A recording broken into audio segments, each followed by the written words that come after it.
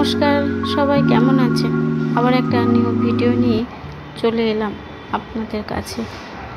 আজ ভাবছিলাম কি ভিডিও বানাবো। এই ভাবতে ভাবতে বাড়ির মধ্যে একটা দেখলাম গ্লাস বোতল রাখা আছে, যেটা আমি আগেই ব্ল্যাক কালার করে রেখেছিলাম, কিন্তু কখনো সুযোগ হয়ে ওঠেনি এটার উপরে কোনো একটা পেন্টিং করি। আজ মনে হলো এটাতে একটা পেন্টিং করি, কিন্তু আমি তো কোনোদিনও এই গ্লাস বোতলের ওপরে এইভাবে কখনো পেন্টিং করিনি। খুব ভয় করছিল, জানি না করতে পারবো কি না, ভালো হবে কি না, সবার ভালো লাগবে কি না, এই ভেবে তাও বসেই পড়লাম পেন্টিং করার জন্য। দেখুন আমার হাতটা এত কাঁপছে ভয়ে, আপনারা হয়তো বুঝতে পারবেন না ক্যামেরার মধ্যে আমার হাতটা কাঁপছে বলে। এত ভয়ও করছিল, তাও আস্তে আস্তে করে এইভাবে পেন্টিং করতে লাগলাম। করতে করতে দেখছি খুব ভালোই হচ্ছে। তো কথায় আছে মানুষ চেষ্টা করলে কিনা করতে পারে, এই ভেবে আমিও চললাম এগিয়ে।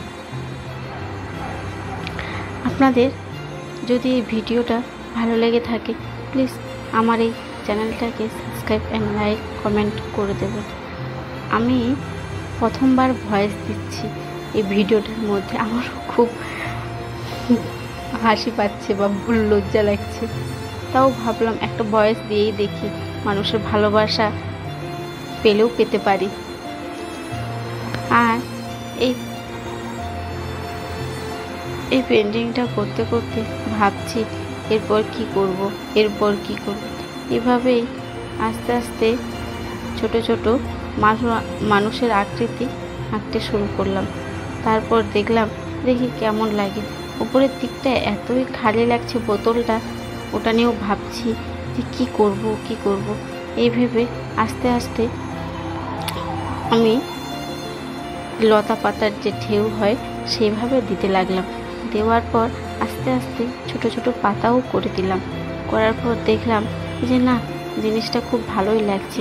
আপনাদের সাথে খুব আমি বকছি না, আমি খুব কথা বলি, কিন্তু আমার ক্যামেরাতে কথা বলতে খুবই লজ্জা লাগে, সেই ভেবে কখনো ভয়েস দেওয়া হয়নি। তো আজ ভাবলাম একটা ভয়েস দিয়ে ভিডিও বানিয়ে নিই, দেখি সবার কেমন লাগে। আমার তো খুব ভালোই লাগে ভয়েস দিতে, কিন্তু কখনো ভয়েস দেওয়া হয় না। এই ভেবে আস্তে আস্তে করে আমার ভিডিওটা কমপ্লিট করলাম। দেখুন আমার যে এই পেন্টিংয়ের ফাইনাল লুকটা কেমন লাগে আপনাদের প্লিজ আমাকে জানাবেন। এই নিয়ে আমার ফাইনাল লুক কেমন লাগছে একবার প্লিজ আপনারা বলুন। Thank you so much.